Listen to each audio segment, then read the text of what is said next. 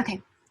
Hello, everybody, and welcome to our speaker session. We decided to switch up our normal experiments with a speaker session about COVID-19 from Dr. Wei Huang. He's been a researcher and scientist at BD Biosciences for the past 9 years, and BD Biosciences is one of the leading companies developing tools and reagents in the research of immunology. Before that, he had another 11 years of experience in the biotech, pharma, medical devices industry, including owning his own technology company. And he got his bachelor's and PhD in chemistry before doing postdoc work at UC Davis. And so he's going to be talking to us about coronavirus today. Does anyone know any other two scientific names related to coronavirus? Hint, one of them was just on the screen. You can go ahead and unmute yourself and just say it. COVID-19 and COVID. Okay, COVID-19 is one. Anyone know another? Pandemic? We got that answer last time too. SARS-CoV-2 is correct. Pandemic is just like a general term for when a disease becomes I think there's some requirements of the number of countries, but yeah, pandemic is more of a general phrase rather than specifically about coronavirus.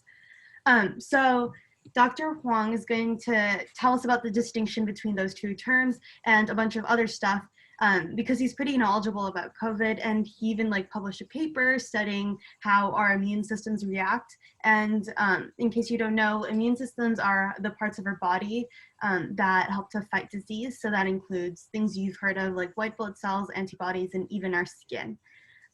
So the etiquette for this speaker session will be that any questions or comments you might have, please send them to me privately through the chat function, and I will have one of our volunteers ask them to Dr. Huang at the very end, so that we can just give Dr. Huang the uninterrupted time to speak. And so we're going to get started in just another minute. Okay.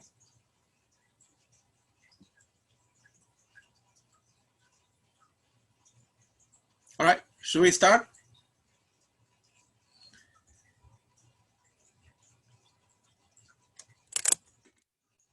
Okay, so I get started, or are you still moving the slides? Or, so as Adishri mentioned, COVID-19 is a disease, or the name the pandemic, and SARS-CoV-2 is the name the virus. So they are not interchangeable, but they are related to the same disease, kind of like HIV and AIDS. Have you heard of AIDS? AIDS basically is a disease caused by human immunodeficient virus, which is HIV. So one is the virus, one is disease. Same thing here. SARS-CoV-2 is the virus, and the COVID-19 is the disease that caused by the virus. Next slide, please.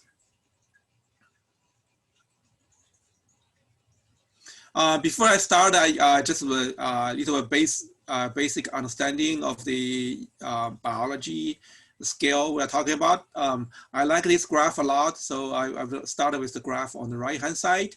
I don't know how many of you know how much is 1 millimeter. So you roughly have an idea what 1 millimeter is. So that's 1/10 of 1 millimeter is 100 micrometer, which is about the width of your a typical human hair. So you can imagine that's a human hair width. So a human cell is somewhere between 10 to 100 micrometer. So that's the range of a human cell. And then 1/10 of the human cell, or the 1/10 of 10 micrometer. 1 micrometer is roughly the size of typical bacteria. Then you go down to another order, it's 100 nanometers, so 1/10 of a micrometer. that's the size, roughly a typical virus size. So I like to have this scale in mind. That's a different. You know how much a human body is. Human body typically, when you grow, typically is probably 160 to 180 centimeters, right? So that's the scale we're talking about. Typically, a human cells consists of 100 trillion cells. You know how much is a trillion? A trillion is a million, right? So 1,000 million is a billion, and 1,000 billion is a trillion. And 100 trillion is the number for the typical number of cells in a human body. And for each human body, there are for each human cells, there are 10 typically bacterial cells, what are called microbial cells. Those are parasite cells that coexist in the human body.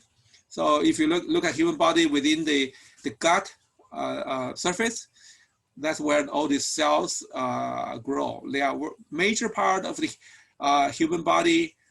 They actually have a lot of functions that help you to digest your food, help you to modulate your immune system. So even they are not part of human body, they're actually a part of the parasite in the body, but they play a big role in the health of the human body. So there's probiotic system going on in the human body. But those microbial cells could cause disease as well. The infectious disease that you all heard of E. coli outbreak. E. coli is a virus that actually typically happens in a human cell, but some E. coli could cause disease. That's called infectious disease. And so infectious disease can be caused by bacteria, can be caused by virus, can be caused by worms. Those are all different parasites that can live in the body and cause disease. Next slide, please. What's the difference between bacteria and a virus? So bacteria use a human body as a host. A virus use a human cell as a host. So the size of bacteria and virus are different. The typical bacteria is about 1 micrometer diameter, and typical virus is 1/10 of the size of a bacteria. More importantly, the major distinction between a bacteria and a virus is bacteria are self-replicating organism, meaning you can grow bacteria in a culture, they can take nutrient from the solution, from the media, and they can replicate. So you can have I have lower right hand side. You see this cycle. The bacteria can split into two and replicate it through the cycle. You can get more and more bacteria. Virus by itself is a parasite to the cell. It cannot replicate by itself. The only way the virus to replicate is invade a host cell and then use the host cell machinery to produce new virus, then burst out of the virus. You can see the lower right-hand side. Each virus life cycle, as it invade into the cells, can produce hundreds of new viruses. Whilst the bacteria, they have to replicate every time, split it 1 to 2. Even then, they can grow very fast as well, but it's what's called exponential growth. Another difference between bacteria and the virus I would like to mention is antibiotics. You all heard of antibiotics. You all probably have used antibiotics. It's one of the major discovery in the human medicine. Antibiotics is a type of medicine that help to cure bacterial infection. It doesn't work if it's a virus.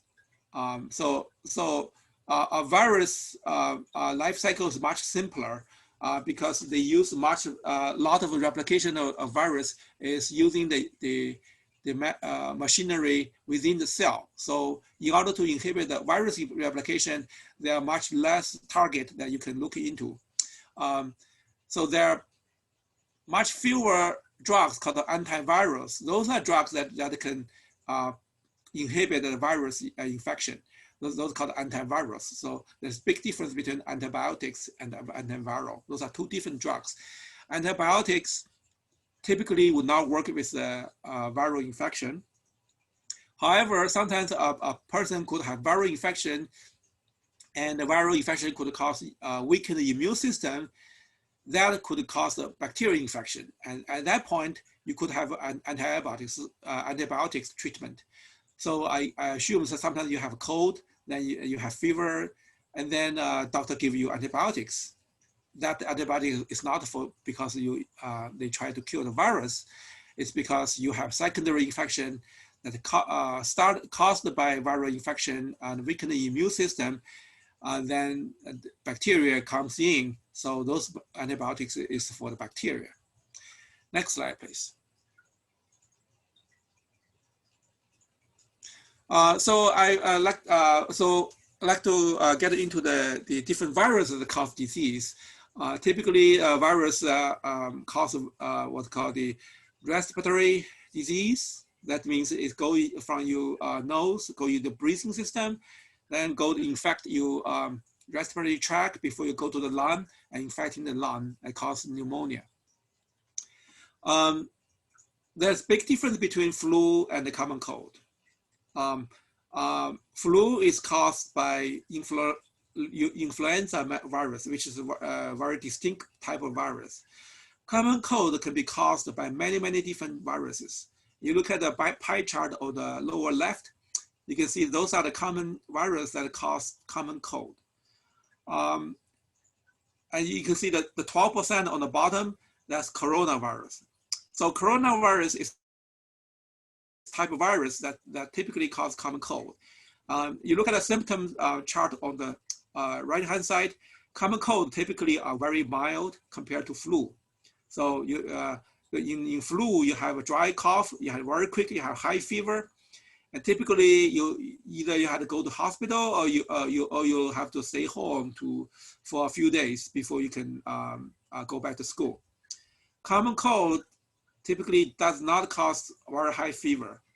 And so you still have stuffy nose, sore throat, body ache, sneezing, but typically it's easy to live through common cold. But influenza, typically you need some medicine or you need to stay home to recover. As I mentioned, coronavirus is one type of virus typically causes common cold.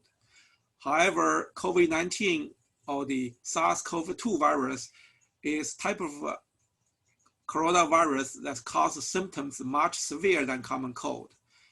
So you look at the symptom on the right table, COVID-19 symptoms are similar to flu symptoms and sometimes can be even much worse.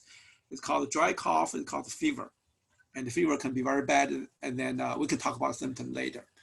So basically, COVID-19 is caused by one type of virus that typically causes common cold, but this virus are newer and causes a symptom that's much more severe, almost the same level, even worse than common cold, common flu virus. Next slide, please. So as mentioned, the coronavirus typically a virus causes common cold. In the circulation, there are 4 types of known coronavirus that each year cause a seasonal common cold in the wintertime. That there are 229E, NL63, OC43, and Hong Kong University 1. So those are viruses you probably never heard of because those viruses does not cause major public health concerns, but they are here every year.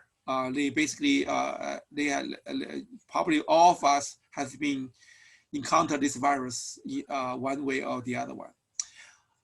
However, there are some other type of coronavirus cause much severe disease and death.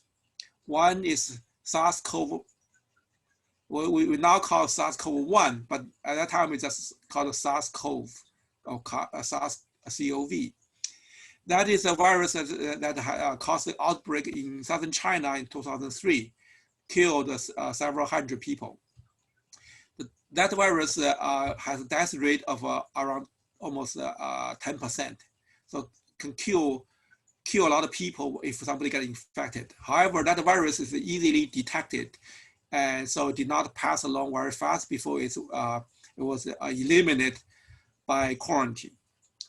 Another virus called the MERS-CoV virus, which was discovered outbreak in Mid-Eastern in 2012, and still going on once in a while.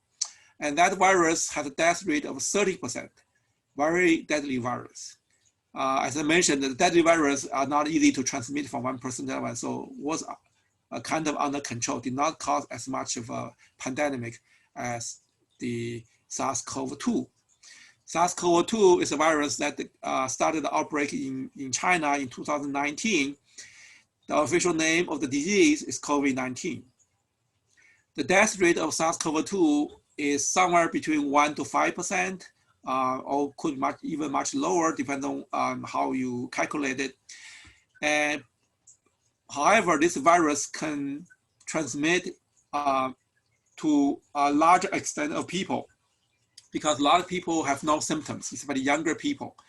And the death rate of people over 60 compared to over 75 versus people under 25, probably the death rate is over 100 rate higher at older populations.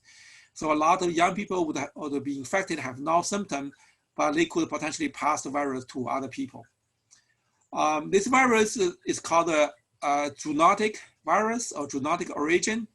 That means it originally started from animal. The official theory is started from some bats is originally from the bat virus. The bats that can carry a lot of viruses, so typically they don't in contact with human beings. However, sometimes the bat could pass the virus to some animals, and those animals in turn got in contact with human, then pass the virus to human. So that's jump. They call it zoonotic virus that jump from animal to humans. The reason we know this is that since the SARS-CoV-1 virus in 2003, there are a lot of research tried to trace back where the virus come from. They found out that the virus has come from some cave bats in southwestern China. That's why a lot of knowledge we know about the SARS-CoV-2 or COVID-19 virus come from the similarity between this virus with the SARS-CoV-1 virus, which is already started 2003.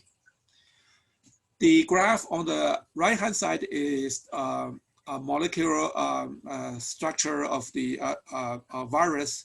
As I mentioned, the size is roughly about 1 to 200 nanometer, or 1/10 of a micrometer. It's a very small particle.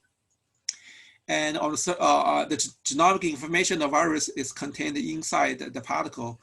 And on the surface of the particle, that you have these spikes. That's the name corona come from. The spike look like crown. And this spike is responsible for attaching to the human cells and then cause infection and replication of virus in human. Next slide, please. This is a little bit the chronology of the COVID-19 virus.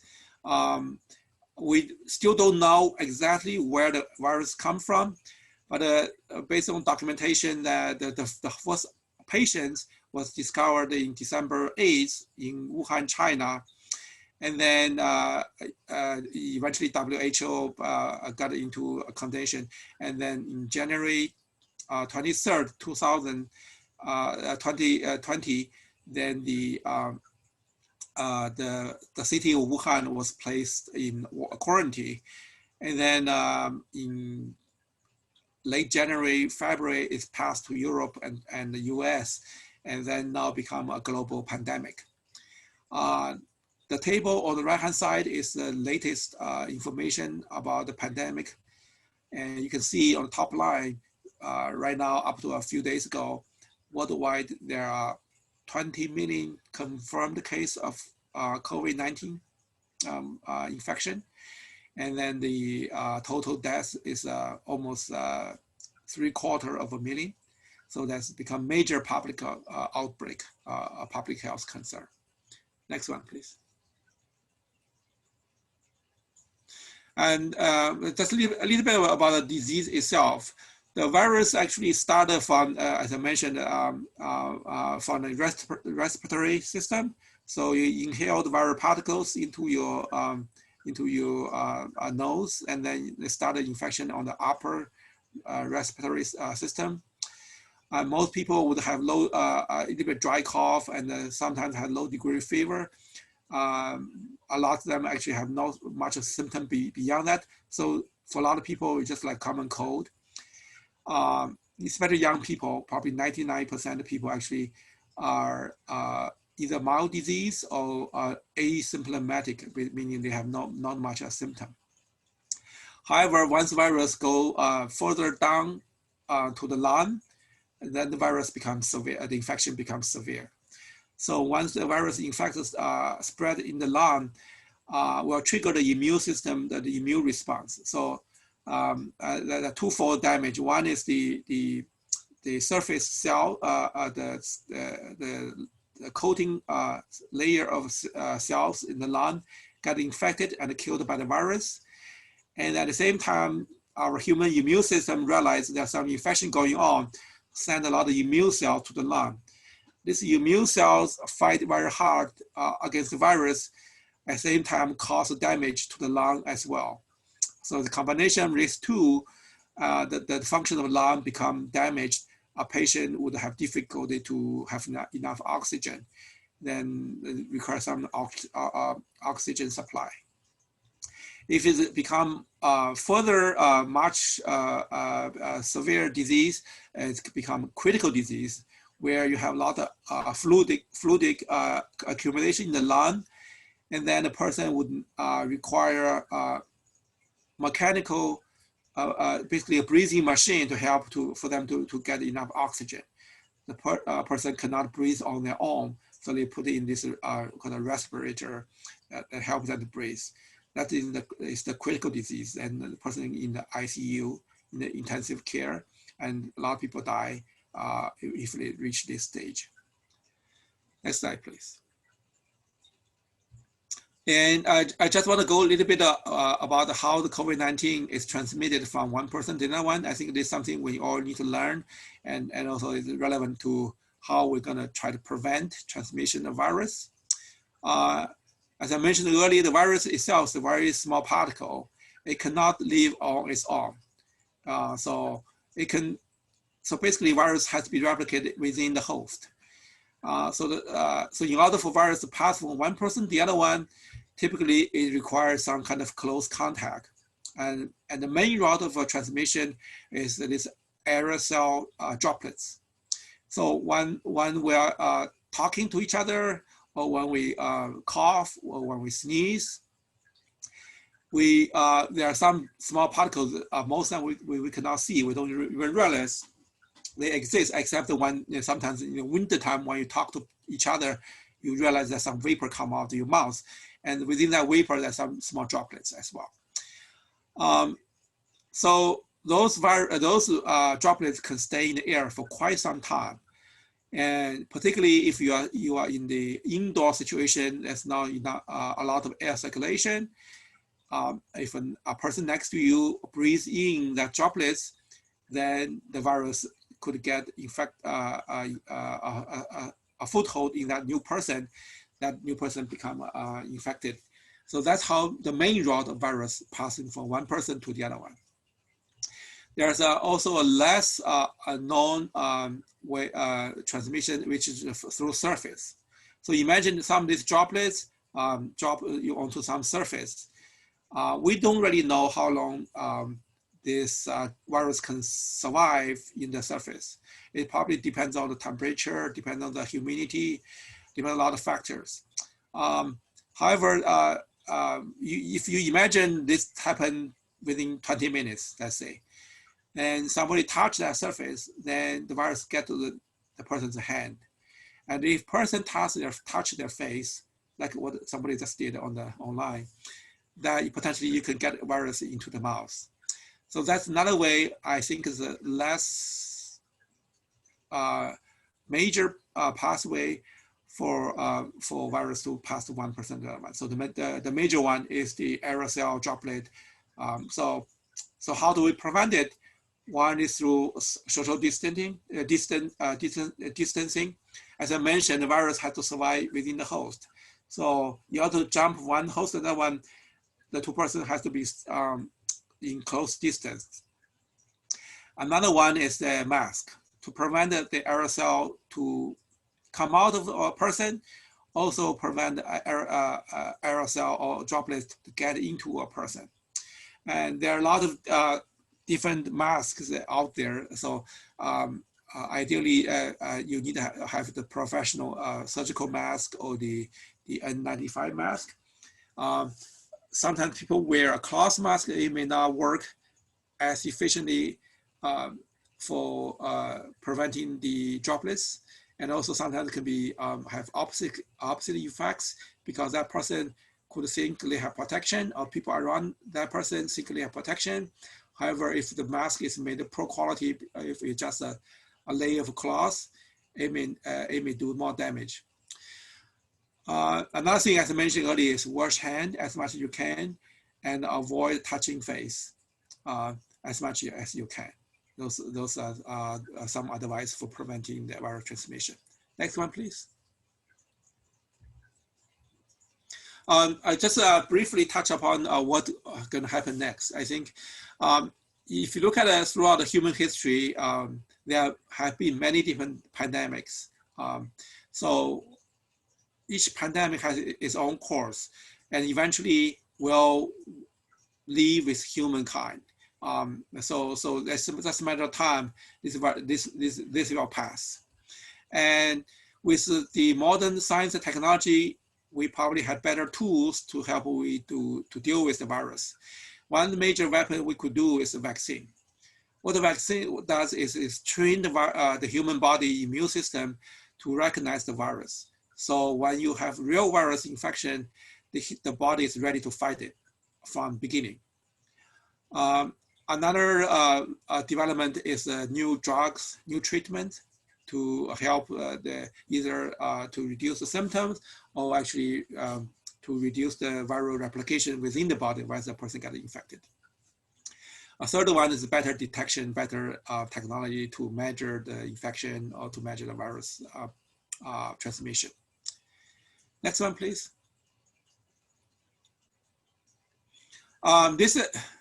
Okay. Next one is for Ashley, and she's not here, so maybe we don't need to go through that anymore. So now we can just close for questions.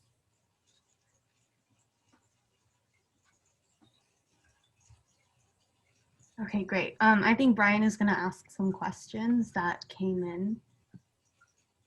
Yeah, so the first question is, how long can the virus survive on the surface or in the air outside of a human body? In the air, somebody I think somebody can depend on the large droplet will drop right away to the surface, right? The small ones, somebody can stay in the air for hours. Basically, because it's very light, very small particles. But I on the other hand, I also try to warn against over alarming or over cautious, because I have seen a lot of studies, people claim the virus can stay on the surface for days. A lot of people do study by measuring the virus RNA on the surface, because RNA is very stable. So those results does not equate that the virus still infectious after a few days. So how long the virus stay on the surface really depends on a lot of conditions. The temperature, humidity are very important, and also type of material on the surface. So I probably, I don't think anybody can have a very definite answer at this point about how long the virus can stay on the surface. But we do know in the wintertime, probably going to last longer because it's colder. Also, recently I have seen, for example, frozen seafood. I think recently there are a few outbreaks in China that they trace back virus from the frozen seafood that shipped from other countries. So frozen seafood are stayed at minus 20 degrees Celsius. So at those low temperature, especially the virus is maintained in some kind of a dried environment, they probably can stay for a long time. So the short answer is it depends a lot of conditions. You cannot answer. I think in summertime, dry time, probably the virus doesn't stay very long. For example, if you go out, you sneeze in your car, that virus is not going to stay long because within the car is super hot, right? And also there's UV light from the sunlight. Those viruses will probably die very quickly. Indoors, totally different story. So that's why I think you look at public health warnings. A lot of restaurants now is only dining outdoor because indoor environment, a virus can stay much longer, and also the air circulation as well. So yeah, that's my answer. Yeah, that's great. Yeah. And our second question is, what do you think we should have done differently in order for us to have managed the pandemic better from the beginning? At the beginning, the best case is we quarantine at the beginning and catch the virus before it spread. So there's a lot of finger pointing as well. However, realistically, this virus is caught everybody by surprise in terms of how infectious it is, in terms of how many people that can transmit the virus without having symptoms. As I mentioned, there are some other similar coronavirus, the MERS virus and the the SARS-1 virus. Those are more deadly virus, but they did not pass along cause of the pandemic because especially SARS-1 virus basically was stopped by quarantine because that virus, a person would not be the infectious until they already had the symptom. So it's easy to spot those patients, the infected people, and easy to screen them in the airport. But this one, nobody knows upfront, extremely difficult. Even today, we don't know fully where a virus comes from exactly. So it was very difficult.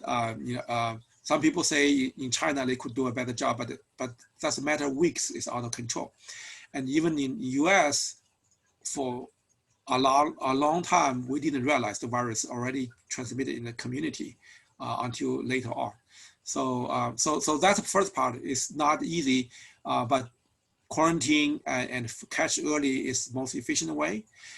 When this get out in the population, like happened now, unless there's an extremely effective vaccine, we have to learn to live with the virus. Meaning, eventually, because the virus is new, so our immune system is not ready for it.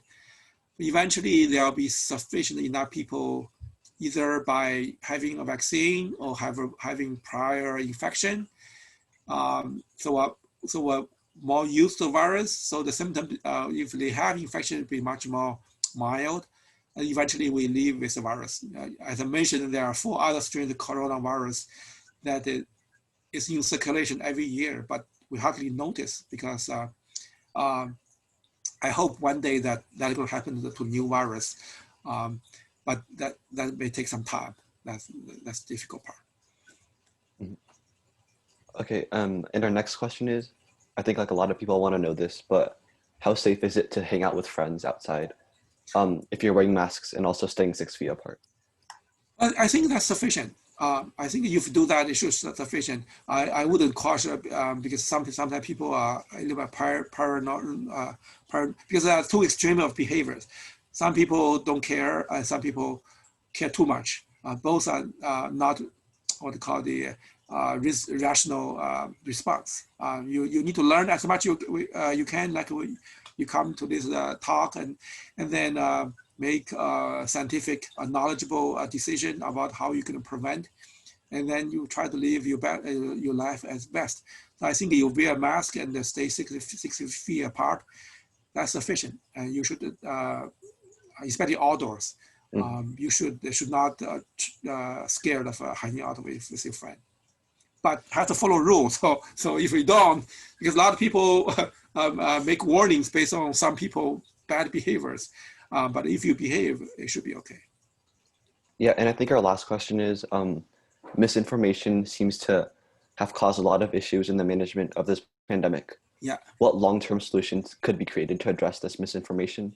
And what is your message, I guess, to young scientists in focusing on communication with audiences? This is a very good question. It's a very difficult question. Actually, I'm dealing with it every day myself. Misinformation is everywhere. A lot of people have a bias one way or the other one. So they could give you partial truth, right? Just because it fit into what they want to do. That is not just confined or limited to the COVID-19. What my advice is, if possible, so first of all, you need to develop independent thinking habits. So don't just believe because this person is authority. Look at the data, right? Learn to analyze the data yourself, and be skeptical of things, and make your own. A lot of people out there, they listen to somebody without looking at the facts. Then they jump around and pass the information and cause the misinformation. I'll give you an example. A lot of people want to have the gluten-free food, right? If you study science, most people don't need to eat gluten-free food. There's probably, I would say, 5% of the population potentially have sensitivity to gluten. That is not gluten celiac disease, which has severe. 1% of the person really severe immune response. It's autoimmune disease. Basically, your body has immune response to the protein in the gluten. However, a lot of people jump around and want to eat gluten-free food. They sell you gluten-free food for higher price, which is not necessary if you're not sensitive to gluten. It does nothing extra for you, except you pay an extra price. Same thing. So that's why we learn science, right? You accumulate as much knowledge as possible, and more importantly, develop a skill of independent thinking, and do your own study. Look at raw data instead of other people tell you what they want you to see, right? So that's, I think, for young people, that's a very good skill to have, especially in this age, because we have a lot of media going on. You have a lot of information coming to you many different ways. Independent thinking is very important. All right. That's it. Thank you so much. All right. Thank you.